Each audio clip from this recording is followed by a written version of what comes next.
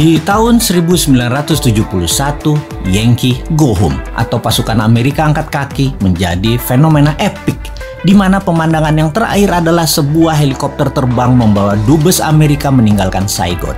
Amerika kalah perang dengan Vietnam. Amerika membela Vietnam Selatan, Vietnam Utara yang komunis menang pada akhirnya. Kemarin, kejadian berulang lagi di Afghanistan. Sebuah helikopter terbang di atas American Embassy membawa dubes Amerika keluar Kabul. Yankee Go Home. Taliban yang beraliran khilafah menang. Amerika kalah perang lagi.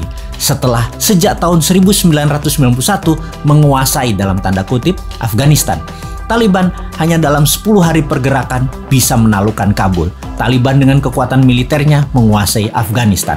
Terbayang masa kegelapan manusia dihadapi penduduk Afghanistan. Pemahaman garis ortodok agama dibawa ke pemerintahan bernegara Afghanistan baru di bawah Taliban. Siapa yang memberi go ahead terhadap Taliban? Siapa lagi kalau bukan Putinnya Rusia? Sejak Maret 2021 ini, Rusia dukung penuh Taliban.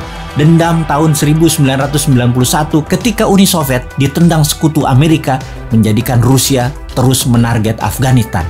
Sama deh, ketika Newman nanti jadi, Timor Leste tetap dilirik untuk memberi pelajaran ke Australia dan pastinya memberi pelajaran pada pemimpin bangsa yang bisa dikatakan lemah, tak bervisi dunia sebelum Newman yang melepaskan Timor Timur dan kalah dengan Australia. Juga tidak ada usahanya untuk mendapatkan Timor Timur kembali. Cara Newman nanti jauh lebih elegan dalam mengambil Timor Timur.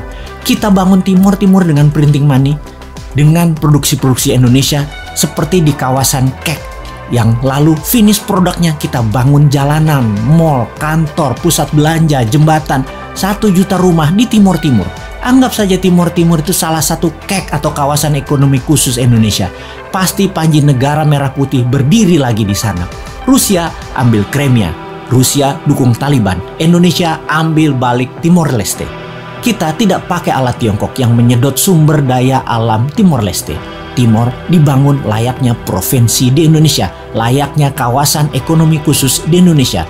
Nanti ada referendum di sana, mau integrasi kembali dengan Indonesia atau menjadi wilayah khusus seperti Guam di bawah Amerika, atau seperti Puerto Rico di bawah Amerika, atau seperti City of London di bawah Union Jack, seperti City of Vatican di bawah Italia. Apapun itu, bendera merah putih dan rupiah serta emas, transaksinya berlaku di sana.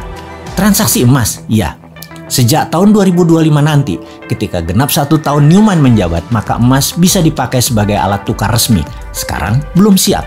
Anda transaksi nanti tidak perlu lagi pakai rupiah, tukarkan dengan gramasi emas.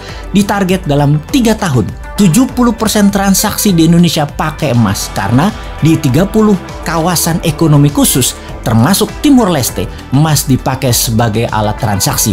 Transfer ke sesama tabungan rekening emas. Dengan demikian, Indonesia negara pertama di dunia yang tidak ada inflasi, tidak ada kejatuhan nilai mata uang. Karena emas bukan mata uang, emas alat barter, emas alat tukar. Jadi, waduh, jauh bener ya 2025.